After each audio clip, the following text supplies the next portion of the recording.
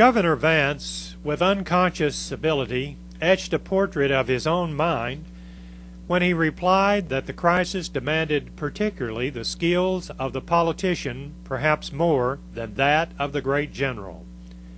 He adroitly evaded saying what he really thought of the situation, but he made two explicit counter-proposals. He suggested that a demand should be made for the restoration of General Johnson and for the appointment of General Lee to full and absolute command of all the forces of the Confederacy. On the day on which Vance wrote to McGrath, the Mercury lifted up its voice and cried out for a Lee to take charge of the government and save the Confederacy. About the same time, Cobb wrote to Davis in the most friendly way, warning him that he had scarcely a supporter left in Georgia, and that in view of the great popular reaction in favor of Johnson, concessions to the opposition were an imperative necessity. By accident, said he, I have become possessed of the facts in connection with the proposed action of the governors of certain states. He disavowed any sympathy with the movement, but warned Davis that it was a serious menace. Two other intrigues added to the general political confusion. One of these, the peace movement, will be considered later on. The other was closely connected with the alleged conspiracy to depose Davis and set up Lee as dictator. If the traditional story accepted by able historians may be believed, William C. Reeves of the Confederate Congress carried in January 1865 to Lee from a congressional cabal an invitation to accept the role of Cornwell.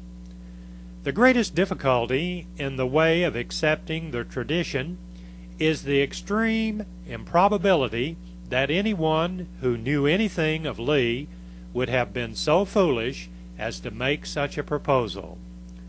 Needless to add, the tradition includes Lee's refusal to overturn the government. There can be no doubt, however, that all the enemies of Davis in Congress and out of it in the opening months of 1865 made a determined series of attacks upon his administration. Nor can there be any doubt that the popular faith in Lee was used as their trump card. To that end, a bill was introduced to create the office of Commanding General of the Confederate armies. The bill was generally applauded, and everyone assumed that the new office was to be given to Lee. On the day after the bill had passed the Senate, the Virginia legislature resolved that the appointment of General Lee to supreme command would reanimate the spirit of the armies as well as the people of several states and inspire increased confidence in the final success of the cause. When the bill was sent to the President, it was accompanied by a resolution asking him to restore Johnson. While Davis was considering this bill, the Virginia delegation in the House, headed by the Speaker Thomas S. Bocock, waited upon the President, informed him what was really wanted was a change of cabinet, and told him that 3/4 of the House would support a resolution of want of confidence in the cabinet. The next day, Bocock repeated the demand in a note which Davis described as a warning if not a threat. The situation of both President and country was now desperate. The program which the government had entered so hopefully had broken down at almost every point. In addition to the military and administrative disasters, the financial and economic situation was as bad as possible. So complete was the financial breakdown that Secretary Memminger, utterly disheartened, had resigned his office, and the treasury was now administered by a Charleston merchant. But the financial chaos was wholly beyond his control. The government notes, reckoned in gold, were worth about 3 cents on the dollar. The government itself avoided accepting them. It even bought up United States currency and used it in transacting the business of the Army. The extent of the financial collapse was to be measured by such incidents as the following, which is recounted in a report that had passed under Davis's eyes only a few weeks before the threat of Bocock was uttered. Those holding the 4% certificates complain that the government, as far as possible, discredits them. Fractions of hundreds cannot be paid with them. I saw a widow lady a few days since offer to pay her taxes of $1,271.31 with a certificate of $1,300. The tax gatherer refused to give her the change of $28.69. She then offered the whole certificate for the taxes. This was refused. This apparent injustice touched her far more than the amount of the taxes. A letter addressed to the President from Griffin, Georgia, contained this dreary picture. Unless something is done, and that speedily, there will be thousands of the best citizens of the state, and heretofore as loyal as any in the Confederacy, that will not care one cent which army is victorious in Georgia. Since August last, there have been thousands of cavalry and wagon trains feeding upon our cornfields, and for which our quartermasters and officers in command of trains, regiments, battalions, companies, and squads have been giving the farmers receipts, and we were all told these receipts would pay our government taxes and tithing. And yet not one of them will be taken by our collector, and yet we are threatened with having our land sold for taxes. Our scrip for corn used by our generals will not be taken.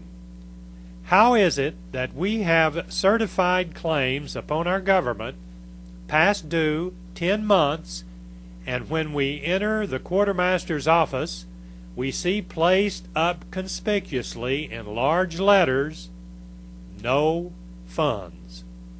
Some of these said quartermasters, who 4 years ago were not worth the clothes upon their backs, are now large dealers in lands, Negroes, and real estate. There was almost universal complaint that government contractors were speculating in supplies, and that the impressment law was used by officials to cover the robbery of both the government and the people. Allowing for all the panic of the movement, one is forced to conclude that the smoke is too dense not to cover a good deal of fire. In a word, at the very time when local patriotism everywhere was drifting into opposition to the general military command, and when Congress was reflecting this widespread loss of confidence, the government was loudly charged with inability to restrain graft. In all these accusations there was much injustice. Conditions that the government was powerless to control were cruelly exaggerated, and the motives of the government were falsified. For all this exaggeration and falsification, the press was largely to blame. Moreover, the press, at least in dangerously large proportions, was schooling the people to hold Davis personally responsible for all their suffering. General Bragg was informed in a letter from a correspondent in Mobile that men have been taught to look upon the President as a self-willed man who will see the country to the devil before giving up an opinion or a purpose.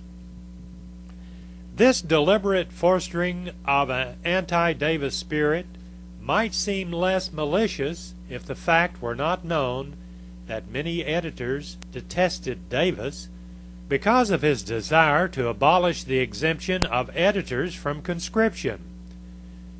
Their ignoble course brings to mind one of the few sarcasms recorded of Lee, the remark that the great mistake of the South was in making all of its best military geniuses editors of newspapers. But it must be added in all fairness that the great opposition journalists, such as the Mercury, took up this new issue with the President because they professed to see in his attitude toward the press a determination to suppress freedom of speech. So obsessed was the opposition with the idea that Davis was a monster. Whatever explanations may be offered for the prevalence of graft, the impotence of the government at Richmond contributed to the general demoralization.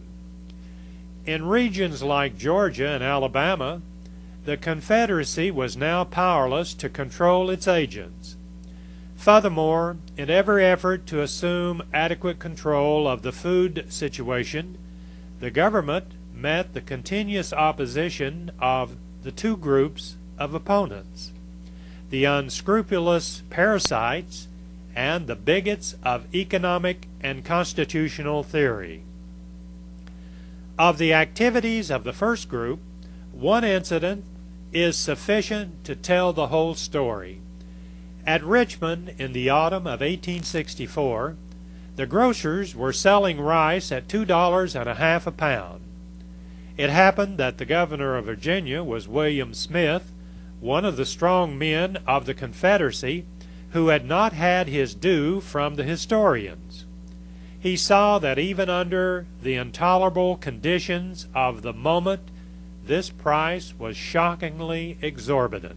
To remedy matters, the governor took the state of Virginia into business, bought rice where it was grown, imported it, and sold it in Richmond at 50 cents a pound with sufficient profit to cover all cost of handling. Nevertheless, when Smith urged the Virginia legislature to assume control of businesses as a temporary measure, he was at once assailed by the second group, those of constitutionalism who would not give up their cherished Anglo-Saxon tradition of complete individualism in government. The administration lost some of its staunchest supporters the moment its latter organ, the Sentinel, began advocating the general regulation of prices. With ruin staring them in the face, these devotees of tradition could only reiterate their ancient formulas, nail their colors to the mast, go down and be satisfied that if they failed with these principles, they would have failed still more terribly without them. Confronting the practical question how to prevent speculators from charging 400% profit, these men turned grim but did not abandon their theory. In the latter part of 1864, they aligned themselves with the opposition when the government commissioners of impressment fixed an official schedule that boldly and ruthlessly cut under market prices. The attitude of many such people was expressed by the Montgomery Mail when it said, "The tendency of the age, the march of the American people, is toward monarchy. Unless the tide is stopped, we shall reach something worse than monarchy." Every step we have taken during the past 4 years has been in the direction of military despotism. Half our laws are unconstitutional.